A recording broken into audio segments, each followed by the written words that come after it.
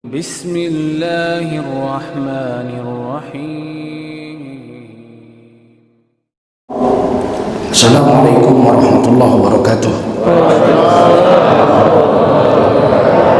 Hamdan wa syukran lillah, wa salatan wa salaman ala rasulillah wa ala alihi wa sahbihi wa mawalah.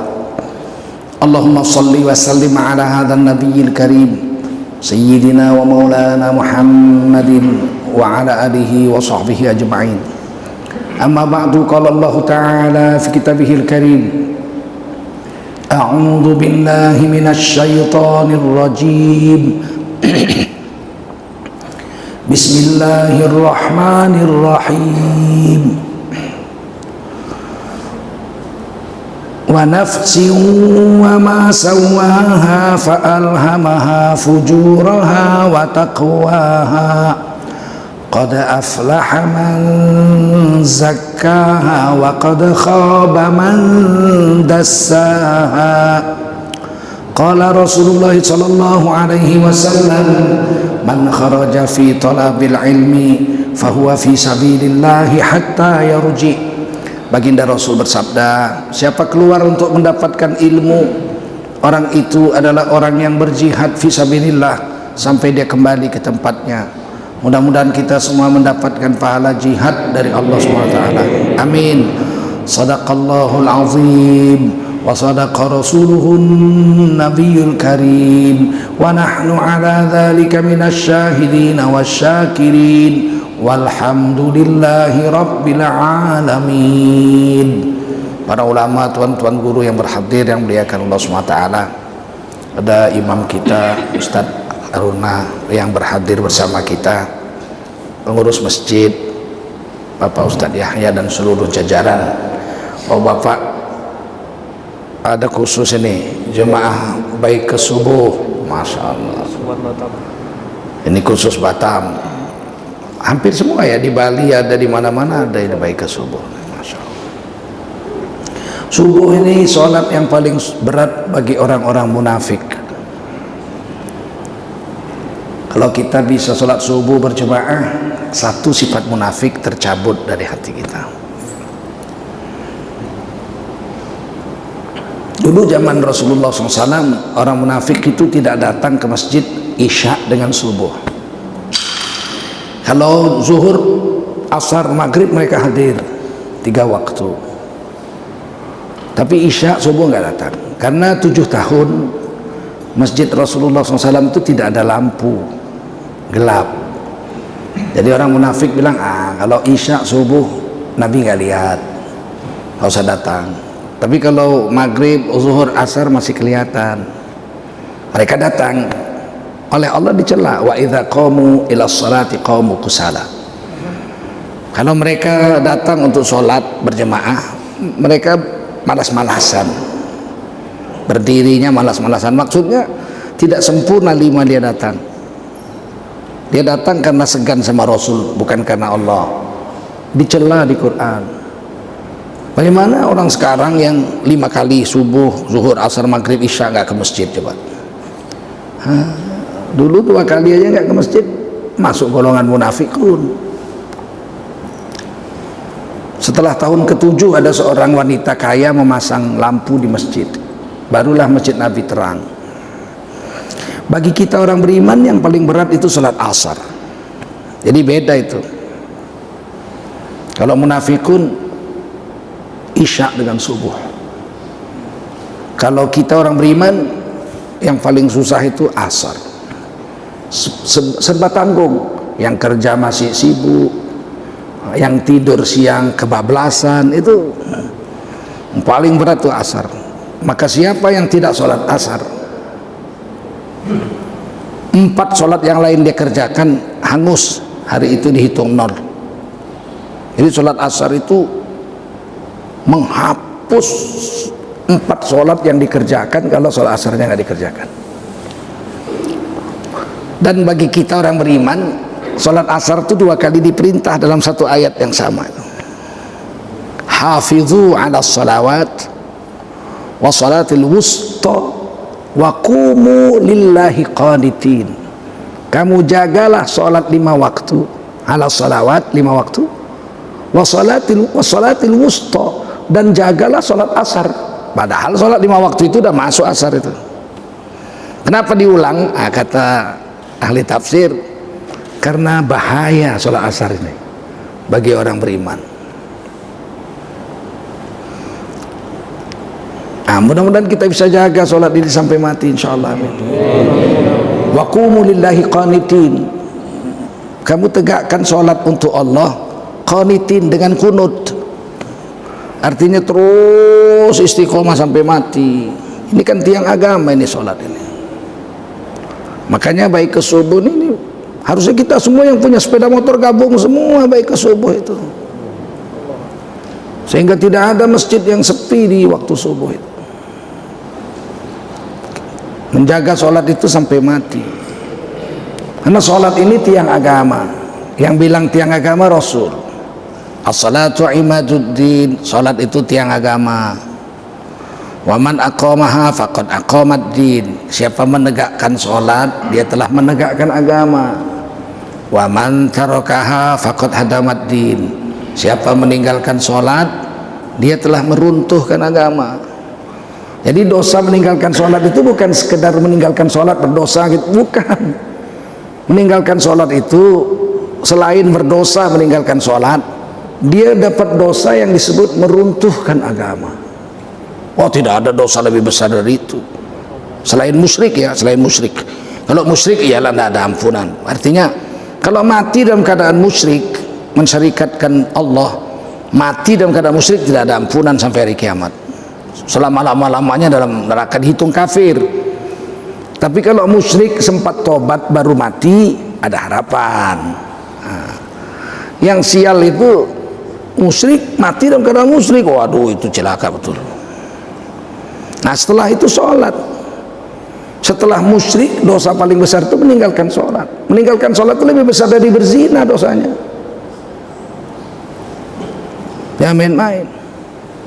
Dosa paling besar amaliyah, meninggalkan sholat.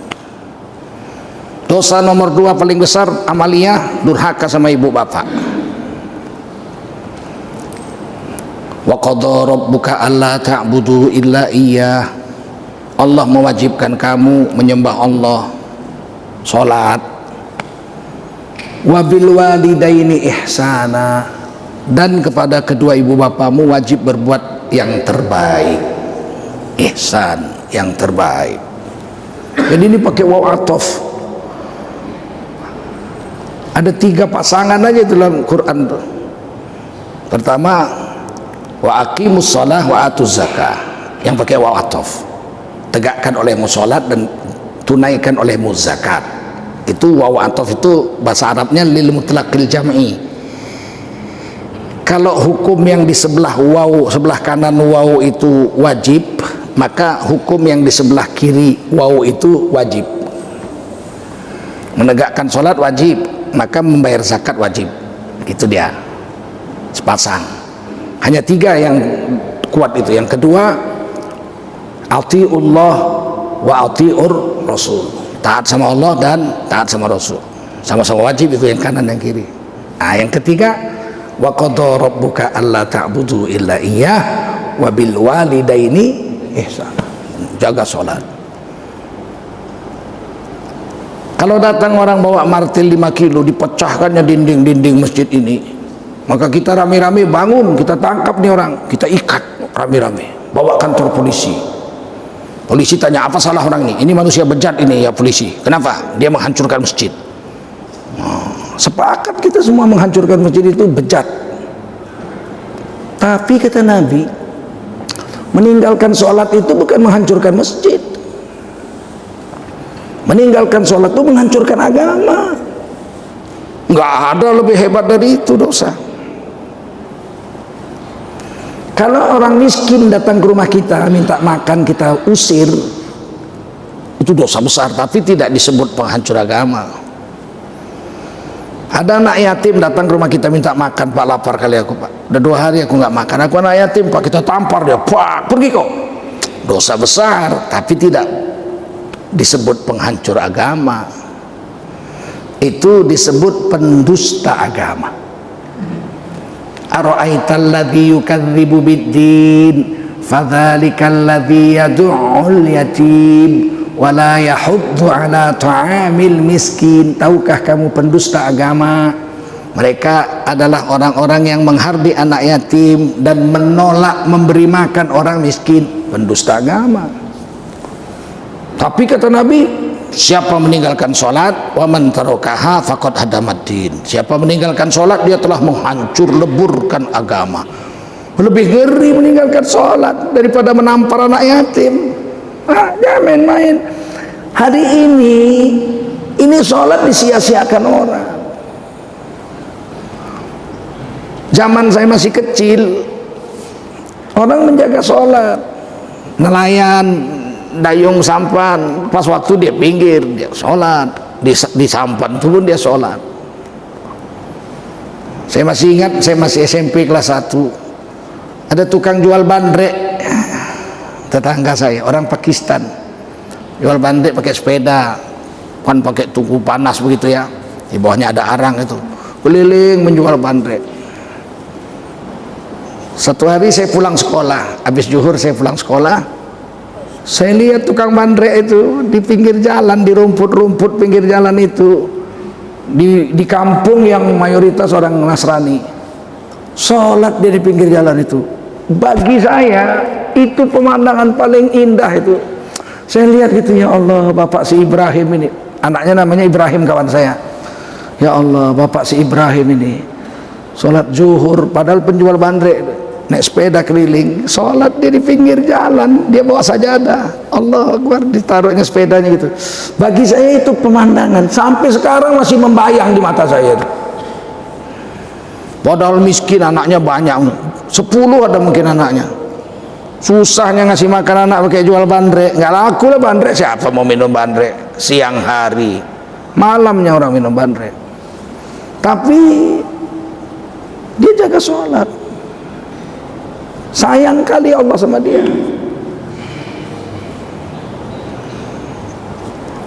Nah, tantangan kita di akhir zaman ini, sibuk dunia, sholat lepas.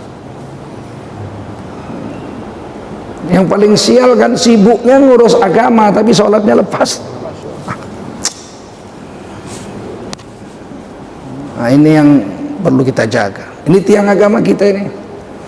Tidak akan berdiri agama kalau sholat disia-siakan. Tidak mungkin. 5 orang satu keluarga, bapaknya sholat, anak istrinya sholat, 3 anaknya 2 sholat, 1 anaknya nggak sholat, nggak berdiri agama di rumah tangga itu. Ini masjid, 10 tukang yang masang batu dibangun, 10 tukang kerja masang batu, pasang besi, naiklah 10 orang pula naiklah, nampaklah naik dinding itu satu harian, dari jam 7 pagi kerja, jam 8 pagi sampai jam 5 sore. Tiba-tiba malam 1 tukang menghancurkan itu pakai martil, puk, puk, puk. Nah, sampai kiamat masjid ini nggak berdiri. Padahal yang membangunnya 10, yang menghancurkan 1 aja. Habis ini nggak pernah berdiri, masjid ini nggak selesai. Bagaimana kalau di rumah tangga kita 5, 4 sholat, 1 enggak? Agama di rumah tangga itu tidak akan berdiri, hancur rumah itu. Begitu bahayanya sholat ini. Dan menjaga sholatnya harus sabar. Harus sabar, sebab banyak godaan ini. Nggak salah mic-nya, salah suara. Menjaga sholat harus sabar. Wa'mur ahlaka bis-shalah wastabir 'alaiha. Kata Allah, perintahkanlah istri dan anakmu untuk sholat dan bersabarlah dalam menjaga sholat itu. Wastabir 'alaiha. Memang perlu kesabaran, sebab godaan banyak. La nas'aluka rizqa, kami nggak minta rezeki dari sholat itu, kata Allah. Itu bedanya Tuhan kita dengan Tuhan orang Yunani. Tuhan orang Yunani, saya pernah waktu SMP nonton film Olympus, dewa Olympus, namanya Zeus. Jadi dewa kepala itu Zeus, Tuhannya lah, Tuhannya orang Yunani. Saya SMP sudah bagus bahasa Inggris, tanpa teks pun sudah bisa saya memahamkan film itu. Dan saya memang nonton tuh untuk melatih bahasa Inggris saya, nonton pun gratis. Bioskop besar di Medan itu menggratiskan saya nonton, itu hebatnya itu. Apa kata Zeus? Kita semakin lama semakin lemas. Wah, Zeus lemas ini. Ini sama dewa-dewa yang lain nih. Jadi satu dewa nanya, kenapa Tuhan Zeus, kenapa kita kok tambah lemas ya? Karena manusia nggak mau lagi menyembah kita. Karena kita nggak disembah manusia, kekuatan kita semakin hari semakin hilang, lemes. Dalam hati saya, Zeus lemes. Kita Tuhan kita Allahu Akbar, betul. Seluruh dunia kafir semua, Allah tetap Allahu Akbar. Al-Jabbar tetap berkuasa, Allah perkasa. Seandainya seluruh dunia taat semua, Allah nggak tambah besar, tetap aja Allahu Akbar. Nggak berkurang. Kalau kata Imam Ghazali, tidak berpengaruh satu gores pun kekuatan manusia terhadap Allah Subhanahu wa taala, nggak berpengaruh. Maka kita diajari zikir, khusus umat Nabi Muhammad. Umat lain nggak ada itu. La haula wala quwata illa billah. Kekuatan milik Allah, nggak ada apa-apanya kita. Kata Allah, kami nggak minta rezeki dengan sholatmu itu. Nahnu narzukuka wa iyyakum wa iyyahum. Justru dengan sholatmu itu kami memberi kamu rezeki kepadamu dan kepada anak istrimu. Jadi kita sholat itu salah satu cara untuk melancarkan rezeki bagi kita, anak dan istri. Rezeki sudah ditetapkan oleh Allah, nggak usah khawatir. Nahnu narzukukum, yang memberi rezeki kamu itu kami, kata Allah. Wa ma min dabbatin fil ardi illa 'ala Allahi rizquha. Segala macam yang melayap di atas bumi ini tergantung semua rezekinya sama Allah, sudah ditetapkan Allah. Cuman cara mendapatkannya itu kan ada yang susah, ada yang enggak. Bagaimana supaya dapatkan rezeki itu? Mudah sekali, sholat dijaga, kata Allah. Dengan jaga sholat itu rezeki mudah. Kalau ditetapkan sudah, cuman kalau hajab ngambilnya bagaimana? Saya ini pemelihara ayam sampai sekarang, sampai difitnah saya tukang adu ayam. Ih, gila, pelihara ayam kok adu ayam. Saya itu dari kecil dididik di Muhammadiyah. Kawan-kawan saya mengadu ikan, mengadu ayam tuh saya nggak ikut itu. Main karet, judi itu kan, main guli itu, judi itu, kalah diambil. Saya nggak mau itu, karena guru saya mengingatkan betul itu judi. Nah, nanti kau kalau mengadu ayam, nak, di akhirat ayam itu akan ngadu kau. Waduh, mak, awak diadu ayam, nggak mau saya itu. Ikan, orang mengadu ikan laga saya itu puluhan itu, saya cari sendiri sawah-sawah di dinding kamar saya itu, puluhan itu, batas pakai kertas, cabut kertasnya dia begini-begini. Bapak saya itu kontrol, dilihatnya itu, oh bagus ya, nggak ada yang luka, nggak pernah diadu, saya bilang. Cuman saya senang lihat dia begitu-begitu. Nah, ayam saya itu dikasih makan rame-rame aja datang. Saya dulu masih naik Vespa lagi, saya baru nikah. Tong tong tong tong tong tong. Vespa saya datang, ayam saya dari mana-mana datang semua itu.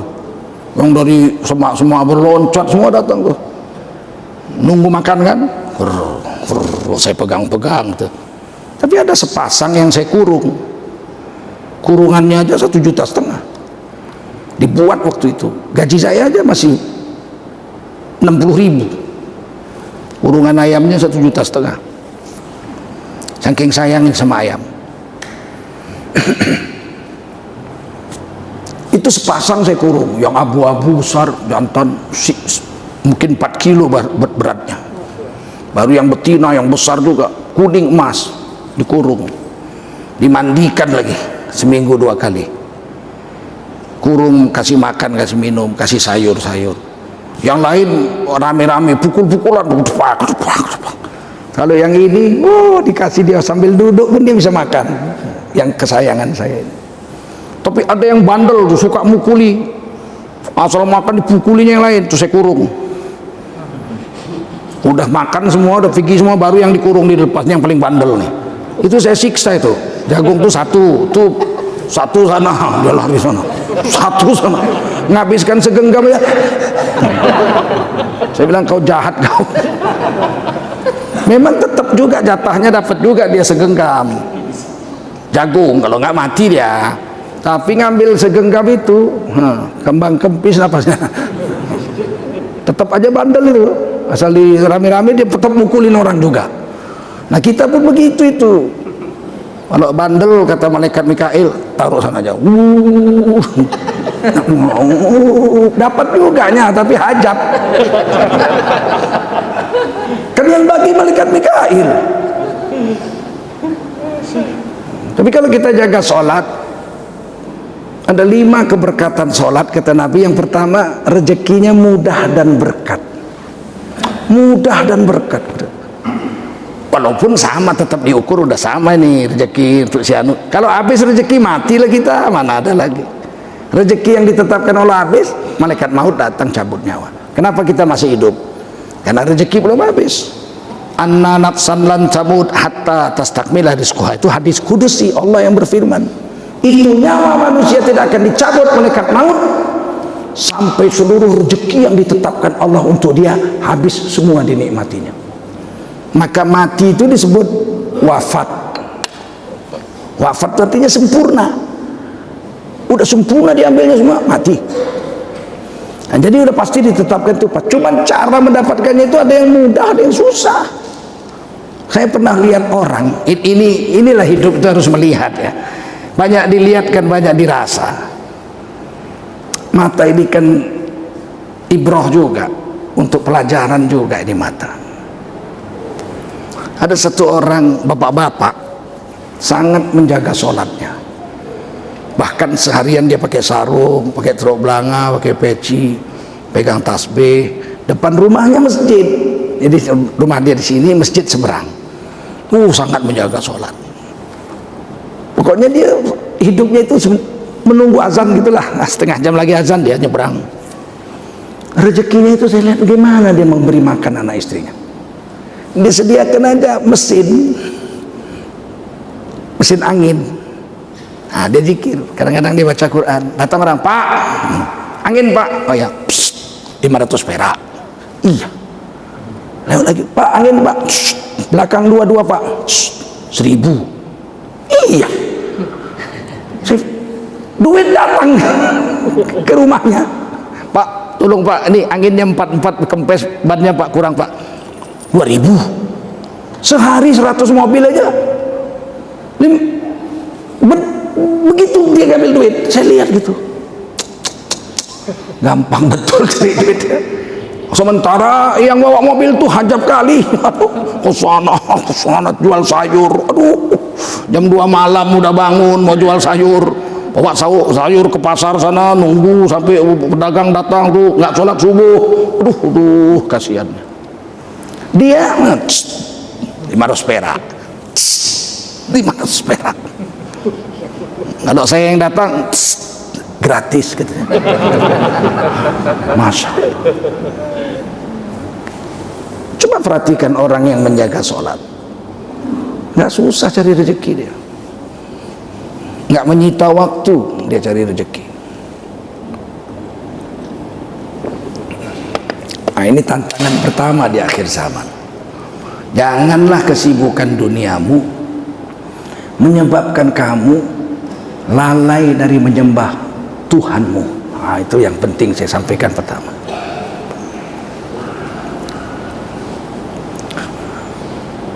Yang kedua, hidup ini adalah pilihan.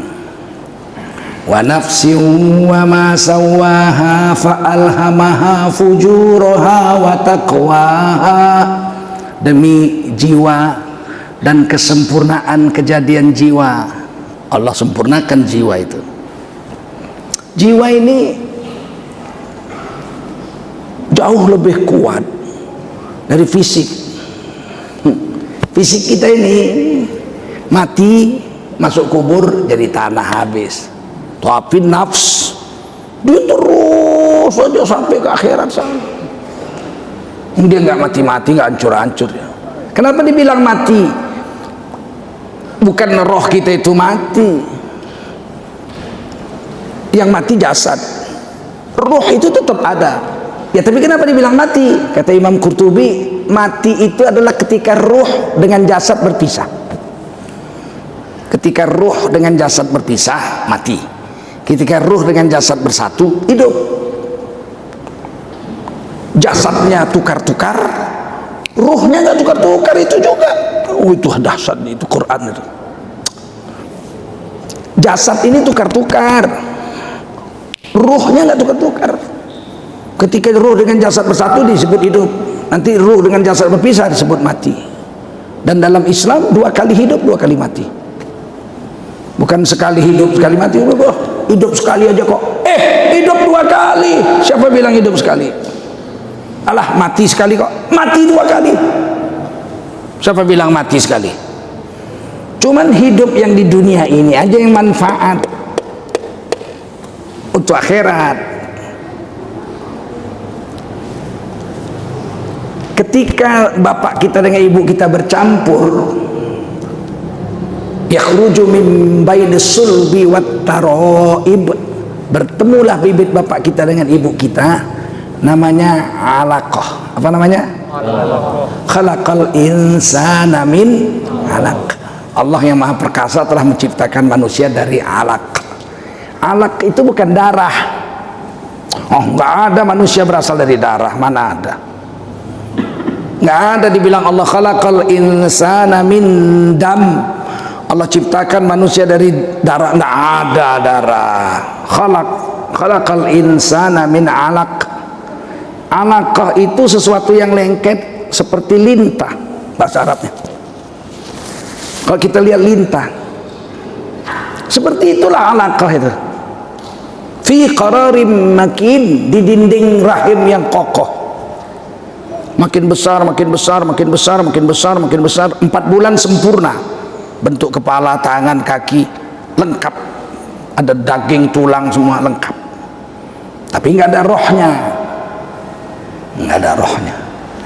Setelah sempurna 4 bulan, barulah ditiupkan roh. Jangan dikuatkan. Nggak usah dikuatkan. Baru ditiupkan roh. Wa nafakha fihi min ruhihi. Thumma sawahu, kemudian kami sempurnakan bentuk tubuhnya di dalam rahim ibunya 4 bulan kata Nabi. Wa nafakha fihi min ruhih, diambillah roh dari alam arwah, ditiupkan ke jasad yang sudah sempurna itu, maka hiduplah dia. Fa ahyakum, surah Al-Baqarah, fa ahyakum, maka hiduplah kamu. Serentak dengan ditiupkan ruh ke jasad, hidup. 9 bulan 10 hari keluar dari perut ibu, lahir di dunia, hidup. Tsumma yumitukum, lama setelah kamu hidup kamu dimatikan Allah. Artinya jasad dengan roh dicabut, berpisah, mati, masuk kubur, mati. Kenapa dikubur mati? Roh sama jasad pisah, tapi rohnya nggak mati, dia ada yang mendapat rahmat, mendapat nikmat, ada yang mendapat azab. Setuju? Ada azab kubur, ada nikmat kubur. Setuju? Dan tempatnya nggak sama. Ruh orang soleh di Illiyun, sedangkan ruh orang bejat di Sijjin. Nggak jumpa itu. Walaupun kuburannya sebelah-sebelahan. Kalau ulama dikubur di sebelahnya bandit, mana senang dia dikubur kawan jerit-jerit terus yang malam, wadaw, mana enak. Nggak enak. Makanya di Quran disebut beda tempat. Wa ma adraka ma illiyun, kitabum marqum. Tahukah kamu apa Illiyun? Itu tempat yang pasti untuk ruh orang-orang soleh, nggak jumpa. Sijjin, wa ma adraka ma sijjin, kitabum marqum, nggak jumpa itu. Nanti summa yumitukum, lama dikubur tuh 10 tahun, 10.000 tahun, belum juga kiamat, masih mati. Karena berpisah ruh dengan jasad. Jasad ini kembali menjadi tanah. Tapi kemudian summa yuhyikum, kemudian kamu dihidupkan lagi. Lama setelah di dalam kubur kamu dihidupkan lagi. Di mana itu? Di padang mahsyar. Jasadnya udah baru lagi, bukan yang ini udah jadi tanah. Di padang mahsyar itu ruhnya tetap ruh yang itu, yang di Sijjin atau di Illiyun itu diambil, dimasukkan ke jasad yang baru, disebut hidup sama Allah. Summa yuhyikum, kamu hidup lagi. Dan jasad kita yang kedua itu tergantung amal kita di dunia ini. Enggak cantik begini, tergantung. Kata Nabi, di akhirat nanti ada orang di padang mahsyar yang kakinya panjang sebelah, pendek sebelah, pincang gitu. Yang satu meter, yang satu setinggi tiang listrik. Hajat nyala jalan begitu. Kata Nabi, itulah orang yang istrinya 2 tapi tidak adil dengan istrinya. Seluruh dunia langsung tahu, wah, bojone loro, ora adil kowe. Hanya nggak usah sok-sok berbini 2 kalian.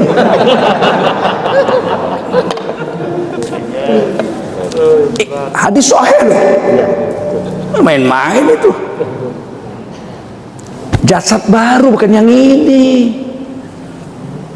Barang siapa di dunia yang rajin minta-minta, maka di akhirat nggak punya daging, mukanya tengkorak, langsung tahu. Loh Ustaz, kok tengkorak? Itulah dulu rajin minta proyek, rajin jadi tim sukses. Seluruh dunia tahu. Di padang mahsyar kan kumpul semua, jumpa semua kok. Bapak, ibu, kakek, nenek moyang kita jumpa. Nabi jumpa kita di akhirat, jumpa. Kalau kita rajin menghidupkan sunnah Nabi, dikasih syafaat. Ini, oh ini memang kata malaikat, ini ya Rasul, ini memang suntuluyutul nih. Tapi ini umatku, kata Nabi. Dia rajin selawat, menghidupkan sunnahku. Pakai jenggot, dia ejek-ejek orang dia, dibilang kadal gurun, kadrun. Dikasih syafaat. Ini umatmu juga. Nah, ini jadi kadrun kalau mau pemilihan wali kota aja nih. Kan mereka tahu. Badan itu tergantung amal di sini. Barang siapa yang sering sholat berjemaah bukan nggak sholat, berjemaah ke masjid, tapi gerakannya mendului imamnya. Imam baru Allah, dia udah bar. Allah bar dia. Di akhirat mukanya muka keledai. Kan terus langsung tahu, kok jadi keledai? Itulah kau dulu. Oh, imamnya baru Allah, kau udah bar. Imamnya baru assalam, dia udah warahmatullah. Muka keledai, kepalanya diganti kepala keledai. Itu orang yang sholat. Bagaimana orang yang nggak sholat? Muka babi.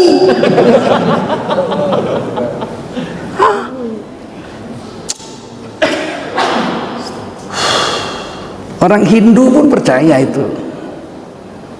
Mereka menyebutnya reinkarnasi. Hidup lagi pada kali kedua dengan jasad yang tergantung amalannya. Cuman dia salah tempat menurut kita. Dia pikir reinkarnasi itu di dunia ini juga. Kalau kita bedanya dengan Hindu, kita percaya hidup lagi tapi di padang mahsyar dengan tubuh yang baru, tergantung amal. Ada yang bercahaya seperti matahari, nuruhum yas'a baina aydihim wa bi aymanihim. Tubuh mereka bercahaya, wajahnya, tangannya, kepalanya, kupingnya, kakinya, depannya, belakangnya, sehingga seluruh orang sepadang mahsyar itu lihat bercahaya semua. Ini siapa ini? Yaquluna rabbana atmim lana nurana. Mereka berdoa, ya Allah, kami bercahaya ini peliharalah, jagalah cahaya kami, janganlah padam-padam selama lama-lamanya. Waghfir lana, peliharalah cahaya kami ini. Sehingga malaikat takjub. Malaikat tanya, kamu siapa? Bercahaya semua ini. Kami umat Rasulullah Muhammad sallallahu alaihi wasallam. Ma'amalukum, amalmu apa sih? Orang lain enggak kok, kamu begini.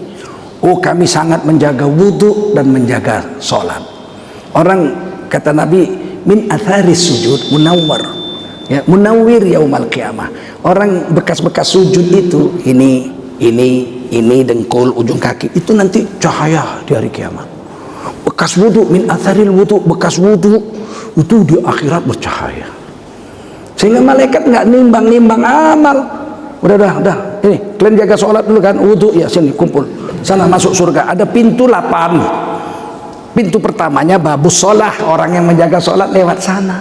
Masuklah orang-orang bercahaya itu, bi ghairi hisab, nggak diperiksa amalnya, cukup lihat wajah udah bercahaya, udah tahu.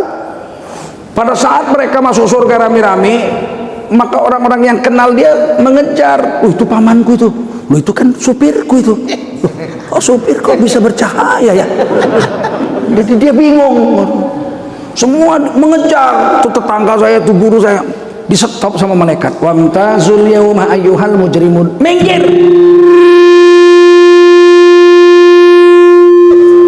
Minggir orang berdosa, minggir. Gak boleh kau ikut masuk surga. Disuruh malaikat minggir. Wamtazul yauma ayyuhal mujrimun. Minggir, berpisah. Hari ini kau gak boleh. Kamu orang berdosa. Dia nanya, loh kok malaikat tahu kami orang berdosa? Kata malaikat, raimu bleketek mas. Kan jasad yang baru, paham nggak? Kalau di dunia ini nggak kelihatan, kita yang nggak lihat. Kalau wali-wali Allah lihat, binatang lihat binatang. Pandangan binatang itu lebih tajam dari pandangan manusia di dunia ya. Ayam bisa lihat malaikat. Kalau kau dengar ayam berkokok, ayam sedang melihat malaikat. Berarti ayam bisa lihat malaikat. Kalian pernah lihat malaikat? Mana ada kalian lihat malaikat? Setan. Lebih sakti mata ayam dari mata kita di dunia. Kalau keledai meringkik, sesungguhnya keledai sedang melihat setan. Ya main-main. Kalau keledai bisa lihat setan, ayam bisa lihat malaikat, masa wali Allah nggak bisa lihat setan, nggak bisa lihat malaikat? Aulia, wali Allah, dia bisa lihat. Cuman kalau wali Allah itu nggak disebutnya diam-diam. Ada guru saya kalau ceramah dikasih duit, yang ngasih duit itu dilihat nih mukanya tuh. Di kantong sebelah kiri, nggak dibawa pulang tuh. Saya jumpa orang dirobeknya amplopnya, bagi-bagi sama orang, habis tuh nggak bawa pulang. Tapi kalau yang ngasih duit itu dilihatnya gitu, senyum dia, kasih taruh kanan, bawa pulang. Lama-lama kan kita nanya, tuan guru kenapa kiri? Jelas duitnya itu. Mungkin duit proyek itu. Nggak jelas duitnya, nggak mau dia. Dia kerja, jualan dia. Guru-guru kami dulu jualan, ada yang jualan, banyakan jualan kain lah, kebanyakan jualan kain. Penutup aurat kan, berpahala dia. Banyak guru-guru kami dulu penjual kain. Ada yang petani, nggak ada yang makan uang ceramah. Apa kerja Ustadz? Saya cuma ceramah aja. Simatupang, apa simatupang? Siang malam tunggu panggilan. Ya, nggak ada guru kami begitu. Dulu guru kami semua bekerja. Dakwah ini kewajiban, kan cari duit di sini.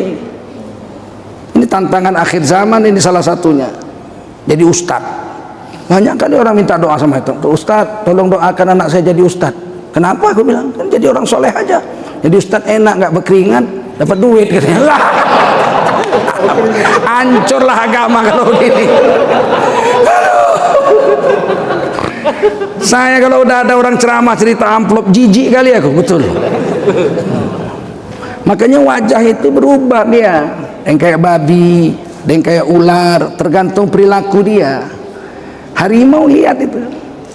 Saya lihat CCTV harimau, CCTV, karena banyak orang diterkam harimau di India. Di hutan Sobon itu banyak sekali harimau. Di sana kan nggak boleh dibunuh binatang. Tikus aja nggak boleh dibunuh, ular aja nggak boleh dibunuh. Sana, kemarin monyet sama monyet perang. Ribuan monyet perang. Ngeri. Monyet sana sama monyet sana perang, kan ngeri itu. Sana nggak boleh bunuh binatang. Burung merak itu di ladang-ladang tuh, 4 kali besar ayam jago di sini. Nggak ada yang berani nangkap. Kalau di sini habislah itu. Untuk tumbal minum tuanya. Di ladang-ladang ini tusuk tegap-tegap begini. Burung merak itu, ada yang berani nangkap itu. Premat aja nggak berani ngambil itu. Rupanya harimau itu kalau mau makan orang, ditengoknya dulu yang mau dimakannya itu, sujudnya dulu.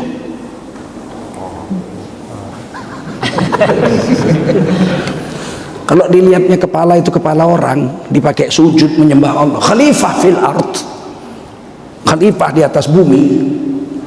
Dia pergi dia, kecewa dia, pergi dia, nggak mau dia makan, nggak berani dia. Tapi kalau dilihatnya gitu kepala babi,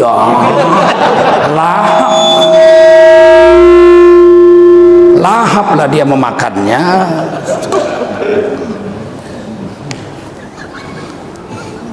Anjing pun begitu rupanya, anjing. Saya dulu dibilang guru saya di Muhammadiyah, kalau kamu nak menjaga sholat, nak, tak usah kau takut dengan anjing. Anjing yang takut sama kamu. Yang betul Pak Guru, betul nak. Kita ini khalifah di atas dunia. Wa huwallazi ja'alakum khalaifal ard. Dialah Allah yang telah menjadikan kamu orang beriman sebagai para khalifah Allah di atas bumi. Dari kelas 2 SD saya ingat, saya sudah jaga sholat. Tapi namanya anak-anak kan degil juga ya enggak. Bilang sama kawan-kawan, yuk kita tes yuk. Betul nggak guru kita itu? Bilang, lewat depan anjing. Habis sholat subuh kami lewat depan anjing. Karena ada orang Batak banyak anjing itu. Dilewati, tunduk aja anjing itu. Katanya, mak dilewat, dilihat nyawa bercahaya mungkin kan. Nggak berani anjing itu. Tapi kalau habis main gaple jangan coba-coba lewat depan anjing. Dikejar, karena dilihatnya sainganku ini gini. Kalian nggak percaya tes?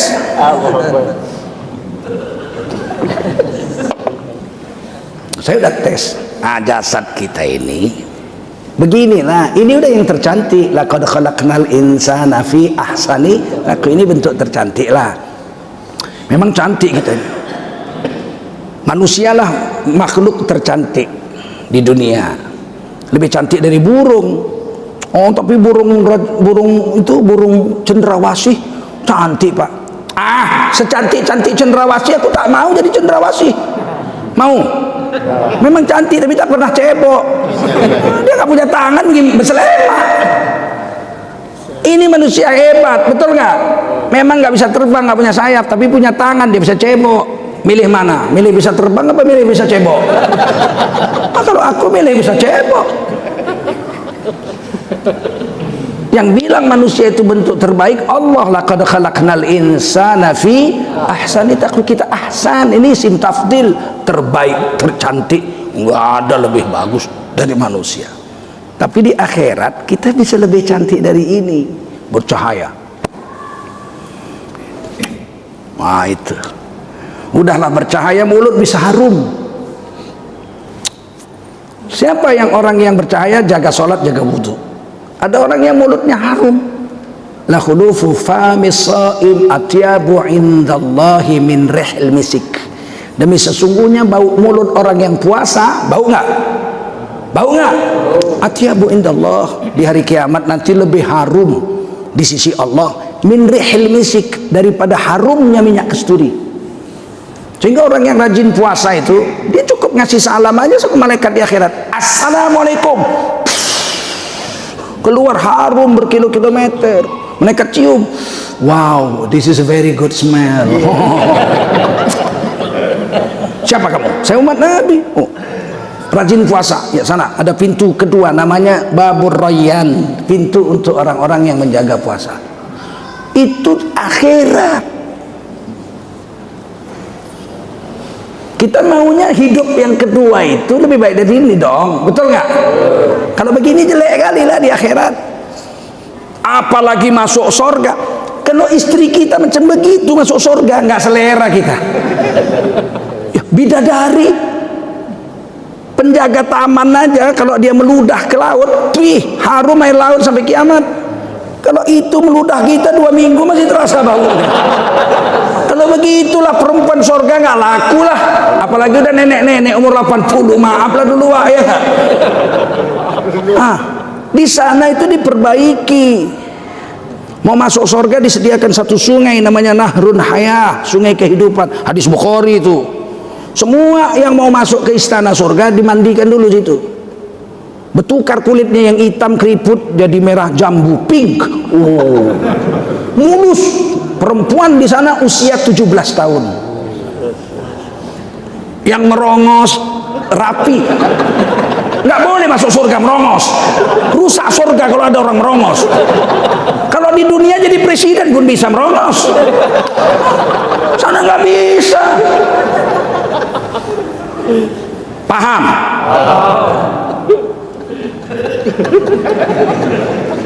Oh, laki-laki umur 33. Saya itu umur 31 naik haji jalan darat. Dari Medan naik kereta api sampai Tanjung Balai Asahan, nyebrang Kelang, Kuala Lumpur, ke Bangkok, terus 4,5 bulan sampai. Memang sedang perkasa-perkasanya itu. Pagar rumah saya itu 1,20 meter, diloncati. Masuk rumah saya loncat pagar besi. Kata bapak saya, nanti tersangkut kau nak. Enggak, pendekar. 30. Sekarang coba loncat kalau nggak tersangkut. Laki-laki di surga umur 33 tahun, perempuan di surga umur 17 tahun. Jadi tubuh itu yang bagus, sehingga perempuan kita ini kalau masuk surga, kata Nabi, nisaul jannah min nisa'id dunya afdalu min hurin 'ain. Wanita dunia yang bisa masuk surga lebih cantik, kata hadis yang lain, 70 kali lipat dari ratunya bidadari. Fisik yang baru, bukan yang reot ini, harum, fisiknya baru, dikasih baju sutra 70 lapis hijau. Panas lah Pak. Ini bukan Batam, ini surga. Surga bukan Batam, bos. Batam panas. 70 lapis. Tapi ajaibnya, itulah tubuh yang baru itu ajaibnya. Kalau suaminya memandang ke istrinya, tembus ke jantungnya. Berarti kan mata suaminya pun dahsyat kali, ya enggak? Jantung berdenyut nampak, menyebut nama suaminya, Bejo, Bejo, Bejo, Bejo. La yasma'una fiha lagwaw wala kidzaba. Di sana nggak ada mereka mendengar kata-kata yang keji dan dusta, itu nggak ada. Kalau di sini dusta, bilang sama perempuan, I love you baby. Padahal udah 70 perempuan, I love you baby. Sana nggak ada dusta. Istri itu denyut jantungnya didengar suaminya. Nggak ada selingkuh di sana. Tentu dengan fisik yang baru, masa fisik yang ini bisa lihat jantung orang? Nggak bisa. Sampai sini paham? Hidup ini pilihan. Qad aflaha man zakkaha. Sungguh beruntung, telah beruntung orang yang mensucikan jiwanya mengikuti jalan takwa. Wa qad khaba man dassaha. Rugi dan celakalah orang yang mengotori jiwanya mengikuti jalan dosa. Jadi hidup ini pertarungan, pilihan dan pertarungan. Kalau waktu kita nggak habis untuk taat, dia pasti habis untuk jahat. Itu pasti. Ini anak-anak baik ke subuh nih, kalau nggak datang kemari, mungkin dia pagi-pagi udah naik sepeda keliling lihat paha Cina. Perempuan Cina lari pagi, ayah. Dia pun berhenti, ayah. Ini dia di masjid, di selamat dia, betul. Kalau waktu kita nggak habis untuk taat, pasti habis untuk jahat. Jarang yang habis untuk netral, itu jarang. Yang untuk netral kata Nabi cuma tidur. Di malam hari ada dua golongan manusia kata Nabi. Pertama adalah orang yang malam hari lepas sholat isya dia tidur, rugi tidak, untung pun tidak. Wah, netral dia. Tapi ada orang yang habis sholat isya dia berzina, mabuk, melakukan maksiat, maka orang ini rugi besar. Waqad khaba man dassah, rugi, mengotori jiwa. Jadi pilihan ini ada waktu. Saya ya dulu yang baca Quran kalau nggak ada dosen, ada waktu itu cuman saya sendiri satu kampus USU itu 10.000 lebih mahasiswa. Itu Quran saya simpan dalam tas kain. Kalau nggak ada dosen saya duduk di bawah pohon pelamboyan, saya ambil Quran tuh dulu nggak ada yang kecil, nggak bisa dikantongi, seginilah. 2/3 ini dulu, tebal pula segini. Itu yang paling kecil. Dibaca, habis itu masukkan tas. Kalau datang dosen masuk ke kelas. Sekarang bahagianya saya, ya Allah, dikertapi orang sambil berdiri membaca Quran. Anak-anak muda sambil berdiri, gantung gini, pegang Quran kecil itu. Duduk di bus sambil duduk itu baca, duduk di taman baca Quran. Aduh, dulu awak makhluk langka yang begitu, sekarang berserakan di terminal airport itu orang duduk baca Quran nunggu pesawat terbang. Allah, beruntungnya dia, waktunya dihabiskannya untuk mensucikan jiwanya dalam agama. Ini pilihan ini. Yang ketiga, pilihan harta. Harta kita, duit kita ini kalau nggak habis untuk agama, pasti habis untuk dunia. Nggak ada cerita. Kalau kita gunakan untuk dunia yang tak ada manfaat dengan agama, dia habis. Tinggallah itu. Semua harta dunia ini yang dibawa ke akhirat hanya yang nyantel dengan agama, yang nyangkut dengan agama. Sedekah nyangkut, beli Quran nyangkut, ngasih makan orang miskin nyangkut. Itu diterima lagi di akhirat itu. Bangun masjid, terima balik di akhirat itu. Tapi kalau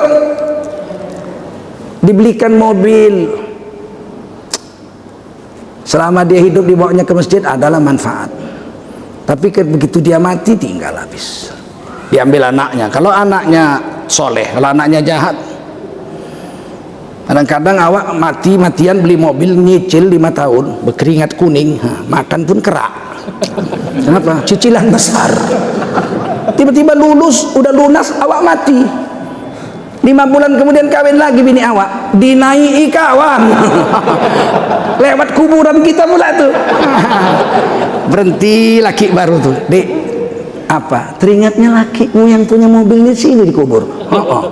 Mana kuburannya? Tunjuknya kayak kaki itu.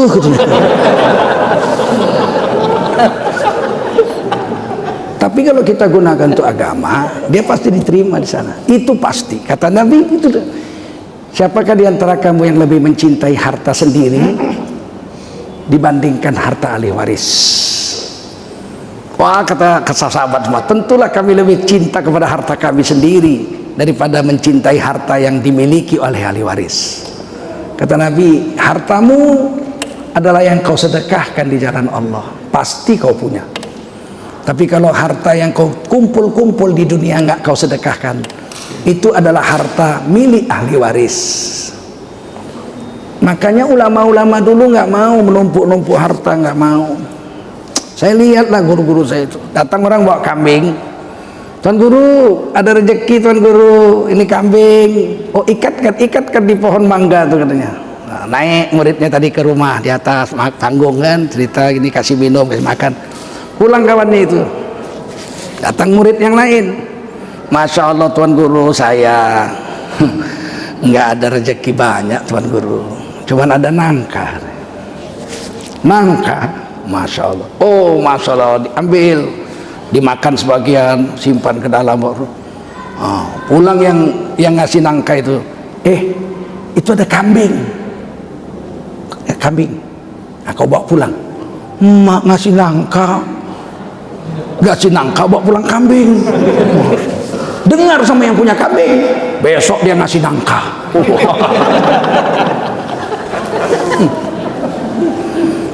Ngasih nangka, yo terima kasih, kasih nangka.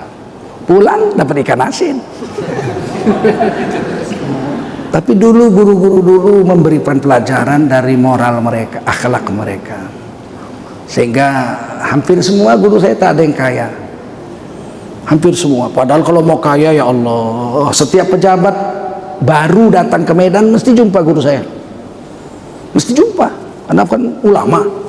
Tapi nggak tergiur dengan begitu-begitu. Saya minta kita gunakan harta kita di jalan yang kita kirim ke akhirat. Yang pasti ganti, kata Allah, di dunia itu diganti 10 kali lipat, bahkan bisa 700 kali lipat, bahkan lebih. Nah, saya dengan kawan-kawan dari komunitas Cinta Palestina sedang membangun masjid di Palestina di jalur Gaza. Jalur Gaza ini wilayah Palestina yang masih kita kuasai 100%. Kalau yang lain, tepi barat dan lain-lain itu sudah diambil Israel. Apalagi Yerusalem, ya, Al-Quds itu sudah diambil Israel. Kalau Palestina, Al-Gaza masih kita punya Gaza. Imam Syafi'i lahir di Gaza. Gaza itu sekarang diblokir oleh Israel, jadi nggak bisa masuk, nggak bisa keluar, payah lah. Tapi kita melihat sendiri betapa Allah menolong mereka. Pernah laut, Gaza punya laut, ya. Kalau Al-Quds nggak punya laut, Gaza punya laut, sempit lautnya, dijegat sama Israel. Nggak boleh kapal nelayan Gaza ke laut. Kalau ke laut ditembak, ditenggelamkan. Apa yang terjadi? Ikan di laut itu berloncatan ke darat. Puluhan ribu ekor ikan datang berloncatan ke laut. Kenapa? Ke darat. Tinggal dikutip aja, ya Allah, sambil takbir kutip, ya la ilaha illallah, subhanallah, subhanallah. Orang Israel bingung. Iya, dilarang ke laut, ikan naik ke darat. Tapi tetap dia dasar keturunan monyet, nggak masuk Islam. Dia lihat kayak gitu. Israel kan keturunan monyet. Makhluk yang dikutuk jadi monyet dengan babi itu cuma Bani Israel. Kunu qiradatan khasiin, jadilah kaum monyet yang hina jadi monyet. Wal khanazir, jadilah babi-babi. Udah dia lihat ratusan ribu ikan berloncatan ke darat. Dia buka laut, oke, udah pikir lagi. Dibuka laut, nggak datang lagi ikan, ditangkaplah, berloncatan ke perahu. Ini Gaza. Kita dapat tanah 5.000 meter, setengah hektar. Tanggal 17 Februari tahun lalu kita mulai meletakkan batu pertama. Rencana masjid itu 1 tingkat saja, tapi mereka minta kalau bisa 3 tingkat atau 4 tingkat. Tingkat pertama untuk sholat bisa menampung 5.000 orang. Sudah jadi, sudah dipakai pun sholat. Idul Fitri, Idul Adha, sudah 2 kali Idul Adha dipakai. Lantai kedua untuk penghafal Quran. Sudah 21.000 hafiz Quran yang keluar dari masjid ini, yang kita bangun ini. Dulunya masjid kecil. Kemudian lantai ketiga untuk pengungsi-pengungsi yang dibom, yang dihancurkan Israel. Kalau musim dingin, Oktober, November, Desember itu, Oktober, November, Desember, Januari itu minus 17 derajat Celcius, beku. Kalau mereka tidur di kemah karena rumahnya dihancurkan Israel, mati beku, darah mereka beku. Maka mereka harus masuk masjid kita. Inilah di lantai 3. Ya, ini masjidnya sudah berdiri seperti ini. Ada menaranya. Kalau bangunan sudah berdiri, kan kita masih masuk di bagian dalamnya, interior. Ini jadi seperti ini bentuknya, ya, nggak ada yang besar ya, kecil ya, dan bisa dilihat di website, ya, cinta Palestina, Masjid Gaza, namanya Masjid Istiqlal Indonesia, Masjid Kemerdekaan Indonesia. Mereka berharap dengan jadinya masjid ini banyak doa, mereka akan merdeka juga. Istiqlal itu Masjid Kemerdekaan Indonesia, namanya Masjid Istiqlal Indonesia. Masih ada sisa tanah, nanti kita akan bangun klinik Indonesia dan sekolah Indonesia. Ada 21.000 anak Palestina nggak sekolah hari ini karena nggak ada bangunan. Jadi kalau kita bangun 21 sekolah, itu artinya seluruh anak Palestina sudah, yang di Gaza itu sudah dapat sekolah. Jadi ini satu kita akan bangun. Satu sekolah itu 20 miliar Pak, nggak murah di sana. Sebab semen itu satu sak di Papua aja 1 juta satu sak. Di Papua, bagaimana di jalur Gaza harga semen? Mungkin bisa 2 juta harga semen. Karena semua impor dan susah masuknya dibikin Israel itu. Kita masuknya lewat Mesir atau lewat Turki, lewat Rafah kita baru bisa masuk atas bantuan intelijen Mesir. Dan setiap 3 bulan sekali duit ini kita antar ke sana oleh relawan-relawan yang ada uang, pergi sana dibawa cash. Kalau transfer nggak bisa Pak.